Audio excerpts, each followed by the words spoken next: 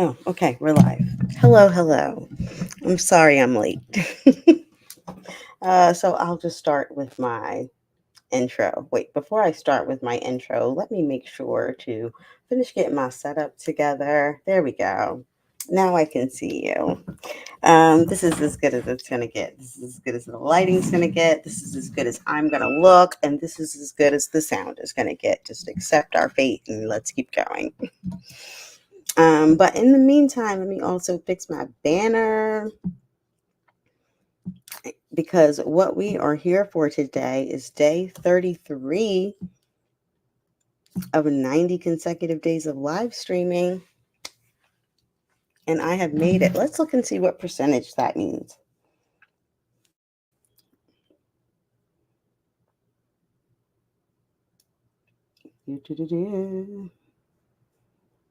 Okay, it wants to give me an ad. I also just missed a phone call as I was setting up here.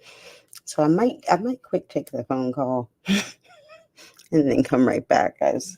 As you all get settled, I'll play some smooth sounds for you to listen to. Let's see, what kind of smooth sounds do I have available? I forgot to put the copyright on for my favorite sound, so I guess I better do something like this. Yeah, that's melodic and soothing. Now, just give me a minute. Let me finish getting myself set up.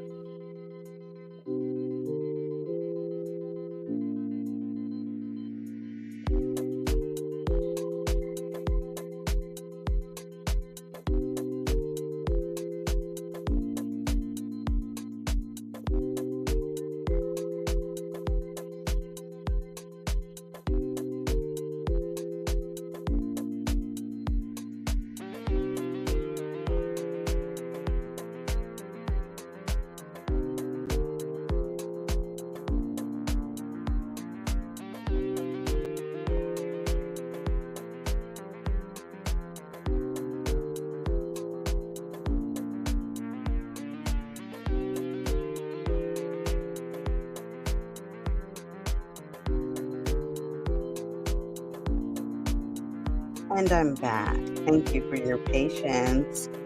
Hopefully, if you're watching this in replay, you just fast forwarded it through that. But right now, a couple things I want to talk about today. But first, I want to talk about emotional intelligence. And I have a little bit of a video here that was made with AI. I mean, by the AI, I mean my voice and the B-roll that is used. But I wrote the script. Actually, I think AI might have assisted in the script too. But here's the video that talks about the difference between emotional intelligence and what is known as more. Wonder why some people, despite having high intelligence quotients or IQs, struggle with social interactions while others, who may not be as academically gifted, excel in managing relationships and emotions? The answer lies in the intriguing interplay of IQ and EQ, two measures that help define our mental and emotional capacities. IQ, or intelligence quotient, represents an individual's cognitive abilities. It quantifies intelligence based on standardized tests, focusing on aspects such as logical reasoning, analytical thinking, and the ability to learn quickly. High IQ individuals often excel in academics, problem solving, and understanding complex concepts.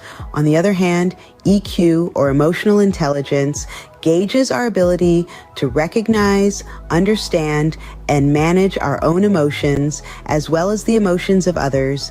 It involves skills like empathy, self-awareness, self-regulation, motivation, and social skills. Those with high EQ often excel in interpersonal relationships, conflict resolution, and emotional management. While IQ and EQ may seem like two sides of the same coin, they are distinct in their essence. IQ is largely genetic and remains relatively stable throughout life. It's like the hardware of a computer, the raw processing power. In contrast, EQ, akin to a computer's software, is malleable and can be improved with conscious effort and practice. IQ measures a person's ability to think, reason, and solve problems, but it does not account for a person's ability to navigate social situations or handle emotions. EQ fills in this gap. It's about the human side of things, understanding emotions, handling relationships, empathizing with others, and managing our reactions to life's ups and downs. In the grand scheme of things, neither IQ nor EQ is superior to the other. They serve different purposes. A high IQ without EQ may lead to a person being highly intelligent yet socially awkward. Conversely, a high EQ without a corresponding IQ could result in a person who is emotionally intelligent but struggles with complex problem solving or academic pursuits. In summary, the key difference between IQ and EQ lies in their focus.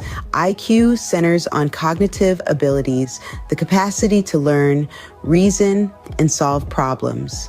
EQ, on the other hand, revolves around emotional and social skills, the ability to understand, manage, and respond effectively to emotions, both ours and others. Both IQ and EQ play vital roles in our lives. While IQ might help us excel in our academics or professional careers, EQ aids us in building strong relationships and maintaining emotional balance. Indeed, it is the balance and interplay of IQ and EQ that contribute to a well-rounded individual, capable of not just understanding the world, but also navigating the complexities of human emotions and relationships. Okay, so that's the quick message about what is the difference between IQ and EQ. Hello, delightful Dawn. Thanks for listening in this evening on day 33 of my 90 consecutive days of live streaming. And you know what I realized? I had not done my intro. So let me also say, hey there, YouTube, Slasher Chicks and Slasher Dudes. My name's Alicia, and this is Slasher Chick TV, where we like to talk about growth mindset and negotiation strategies. So you never have to choose between this or that. You can always say yes to this/that. And part of honing your EQ will help you be able to do that.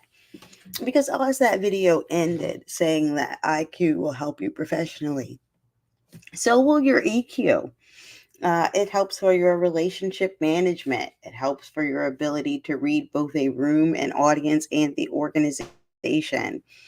And unlike IQ, which is meant to be allegedly more innate and more static, EQ can be developed. It can be honed. And so I wanted to give some practical ways to do that. And now, the first and simplest, and one that you probably won't be surprised by, is just being aware of it. Being aware that it's even a thing is like the first step into getting better at honing your EQ and improving your emotional intelligence. Now, being more self aware will also add to that. And so you could do that in many ways that you practice um, tapping into your own self-awareness, whether that be through a mindfulness practice like meditation or journaling, spending time with nature, however you get in touch with you to check in with you. That's automatically going to increase your EQ, being more self-aware. So prioritizing that, making time for that, and recognizing that the opportunity even exists is step one. Now, another thing that you can do to continue to heighten your EQ is one aspect of EQ is your empathy. Now, there's a difference between sympathy and empathy, and I don't think we talk about that enough. Like, sympathy is more, I've been there, and so I understand. Empathy is when you attempt to understand, even though you have no direct experience with what the person may be going through. And you can hone that as a part of your emotional intelligence. One way to increase your empathy is just trying to see life through other people's perspectives. You can do that through even just like entertainment, right? Watch stories that are about perspectives of life that are very different from yours. Um, one way that can increase empathy: volunteer. And I'm speaking from personal experience on this one, and it really just hit me. So I'm gonna admit to a judgment that, and I try really hard to be a non-judgmental person, like to live and let live. Okay.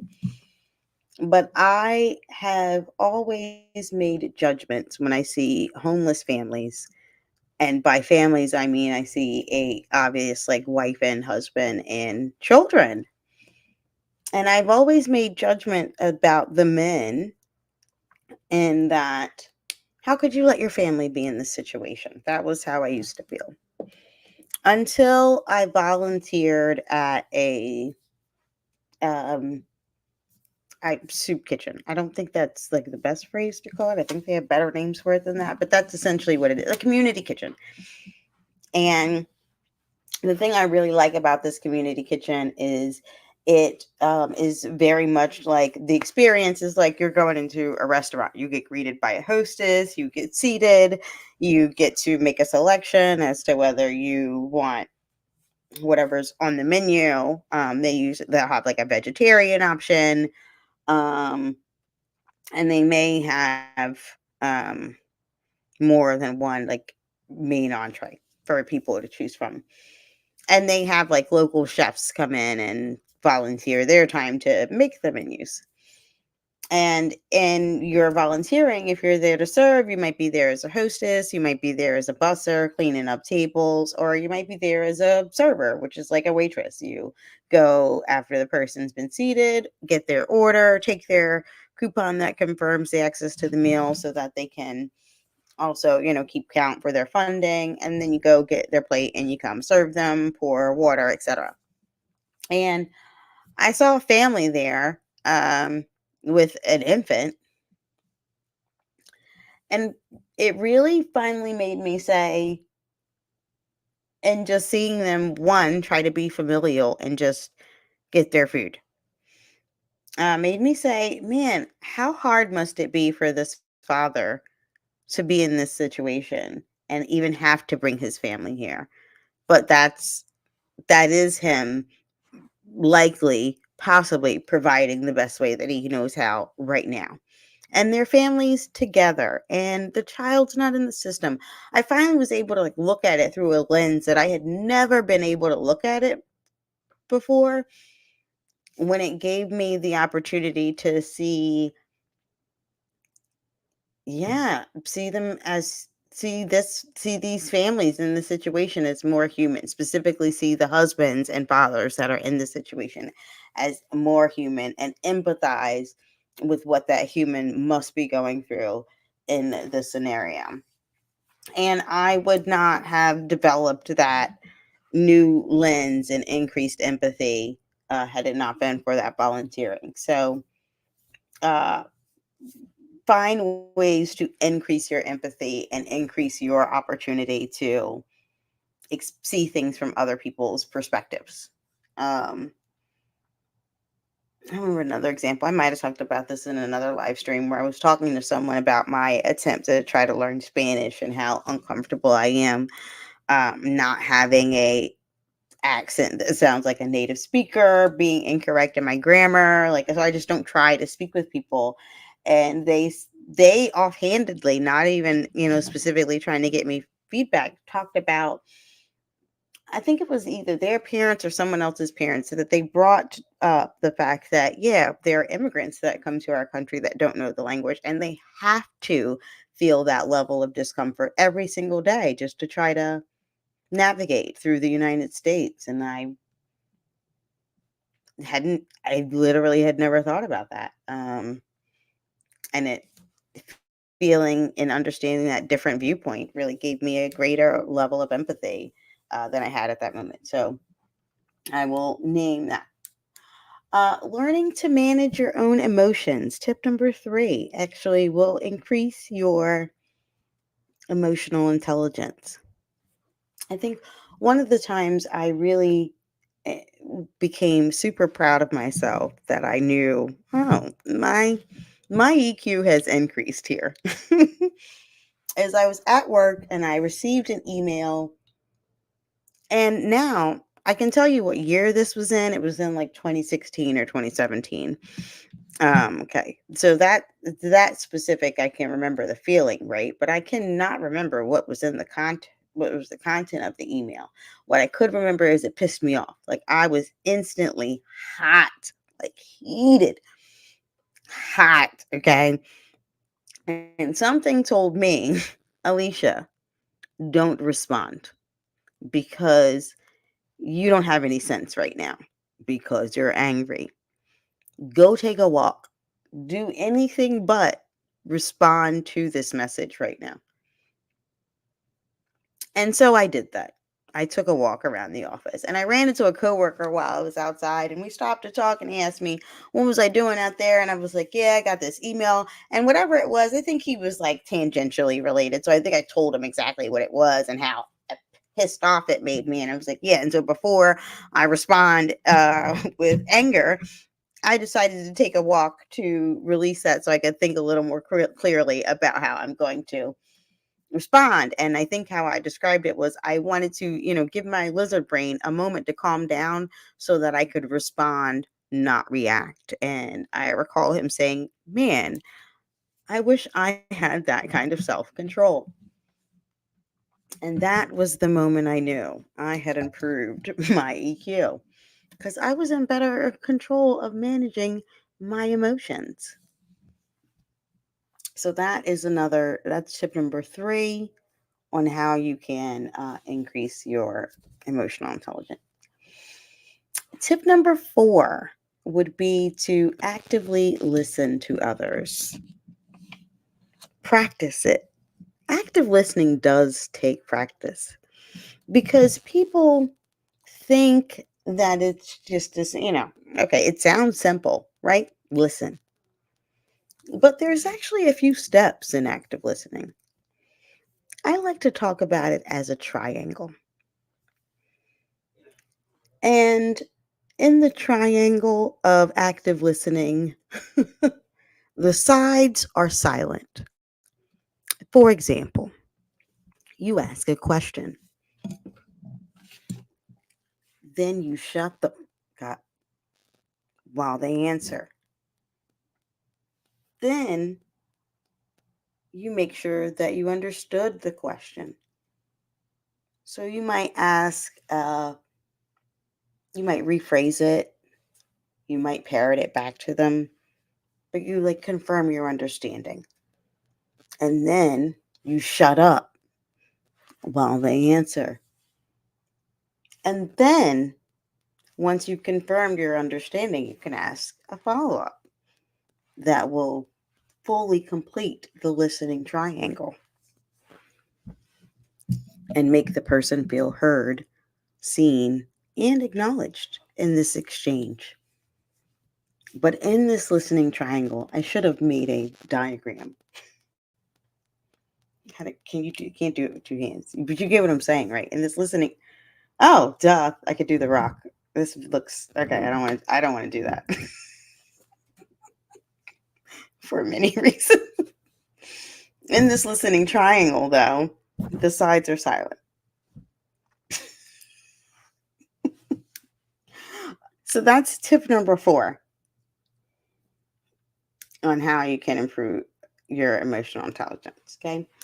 Tip number 5 on how to improve your emotional intelligence. And this is one where personally I also feel like I am continuing to grow.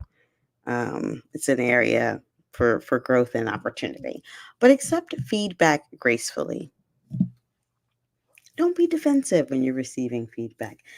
See it as an opportunity for your increased self awareness and areas for improvement. Perhaps you have a blind spot that you don't see the thing that could be improved, and this person does. Maybe they're completely wrong. Who knows? But just accept it gracefully. Use the listening triangle and listen. And maybe you might find something in there that's helpful to you. Maybe you might learn something more about that person, about what's important to them, which would also increase your EQ. Right? There's so many wins that could come out of accepting feedback gracefully. Now, in order to have more opportunities to do that, bonus tip, you have to ask for feedback. Often people are not going to just give you unsolicited feedback, believe it or not. You may have people that do that in your life and you are annoyed by that sometimes. See it as a gift. You don't have to, you can take what you need and leave the rest, but thank them for the gift anyway and keep it moving. But maybe there are other times in which you don't ask for feedback where you could. For example, let's say you have a partner that you live with. You might ask, how could I make living together easier for you as an opportunity for feedback? Um, I can't think of any other ones right now. If you think of other feedback questions that you might add, throw them in the chat or put them in the comments. But if you could ask feedback in the workplace after you finished a project, after you finished a presentation. I'm asking for feedback for you. If you are watching this in the replay, tell me how I could have done this live stream better. Um, That's, yeah, one example. But those are 5 ways in which you can increase your emotional intelligence. And I believe that firmly that increasing your emotional intelligence can serve as a catalyst for career and personal growth because it will add to your IQ and just make you even more unstoppable. So, one first thing you can do to increase your EQ is become more self aware, practice mindfulness to tap in with yourself and check in with you. So, you put that self awareness at the forefront and just being aware of your EQ is a great start. You can increase your empathy by trying to experience things from different perspectives or exploring viewpoints that are different than your own. Learning to better manage your own emotions is another way to increase your EQ. Improve your social skills by becoming a better listener. One of my favorite things to ask people as far as when I'm just meeting them and I'm trying to get to know them because I very much I don't know if it's the introvert in me or what, but I do not like shallow conversations. They bore me. Um I might engage with them because my EQ tells me that's what I have to do not to be socially awkward. But either way, I'm using it as an end to get deeper. I want to know what like moves you. So my favorite question to ask people is like, "Oh, what's something that you're looking forward to?" And see what they say. And when somebody lights up about something or gets passionate about something, just ask them more about it. They want to talk about it, and they're so excited that someone wants to listen. And then lastly, tip number 5 on how to improve your EQ is to accept feedback gracefully. And I'm going to use this opportunity as far as accepting feedback gracefully to acknowledge I was dead ass wrong about something yesterday. Now, let me see if I still have the video. But yesterday, I came into my live stream swearing up and down that there was a way to remove dormant viewers from your subscriptions. And it turns out that that's just completely untrue. It's not. There is no way to do that. Wouldn't you like it? Is basically what YouTube says. YouTube says, yeah, we know you'd like that feature. It doesn't exist. Make content that people want to watch. That's how you do it. So all you can do is like hope and pray that they decide to unsubscribe from you to improve your to improve your engagement. But I'm joking when I say all you can do is hope and pray, but you can't remove them. That part is true. Um, and I found the answer in Quora. Let me just see if I try this. Will this immediately take me to the link? I think it does. Oh, damn, I might have this for you where I can specifically show you the answer, especially if you are someone who was here yesterday and watching this on the replay. If you want to know how to do this too, the answer is you can't, boo.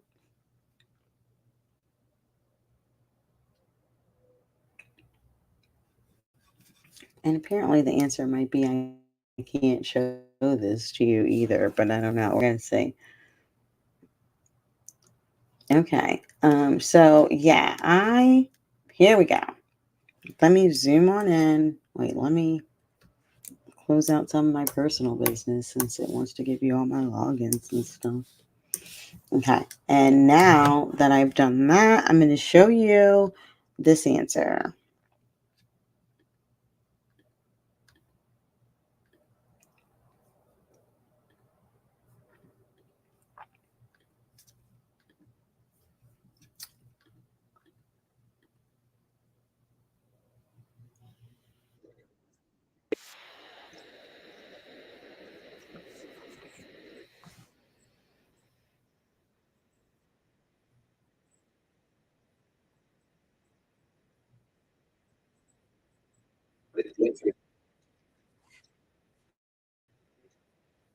Yeah, didn't like that. Now, I know, as he's about to say next, YouTube will do this for you after a certain period of time.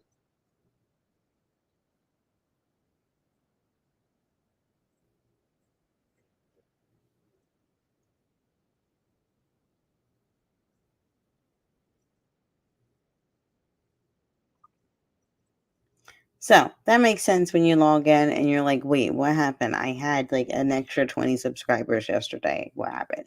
YouTube may have removed them because maybe they haven't been active in over like a year. And they're not, and that just doesn't mean that they're just not engaging with your channel. They're not engaging with YouTube at all. So YouTube does not believe it's an active account.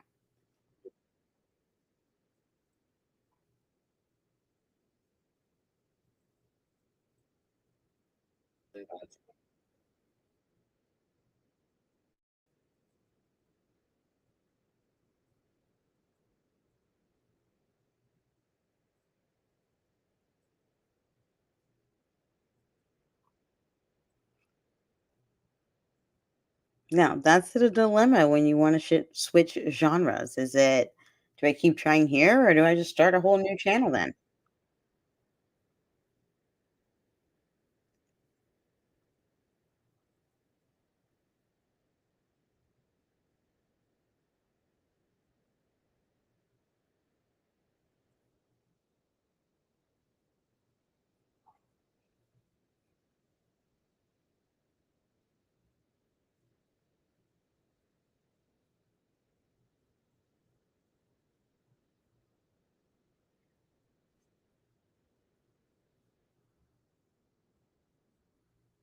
Yeah, it answered it. Now, it wasn't the answer that I wanted, but it answered my question that I can't do what I wanted to do. So the only way for me to actually, remove these well, it's not necessarily that I need to remove the subscribers, right? It's more than anything that I want to increase the engagement. And so the only way for me to do that is to increase the quality and quantity of my content so that I attract more subscribers that are engaged or more people who are looking for the things I'm talking about and watch the videos, whether they choose not to subscribe or not.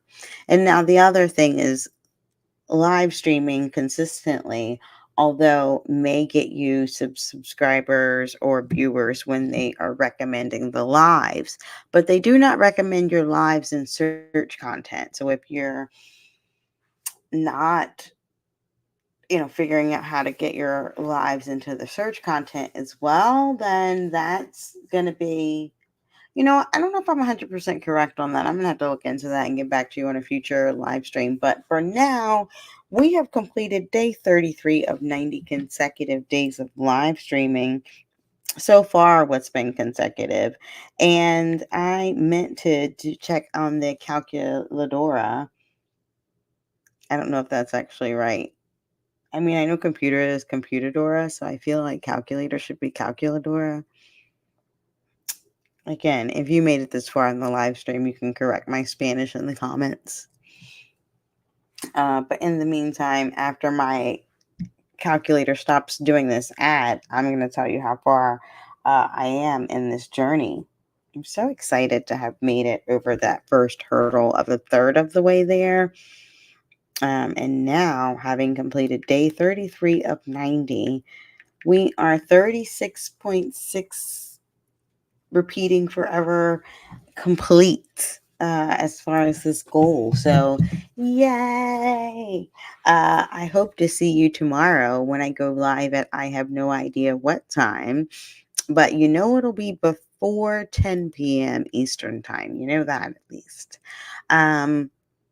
Thank you for joining me this evening, whether you were actively engaged in a chat or just listening while you lay. And hope to see you again soon. I hope these tips helped you, and let me know how you have improved your emotional intelligence in a future live stream. I still don't have an outro, but goodbye and good night.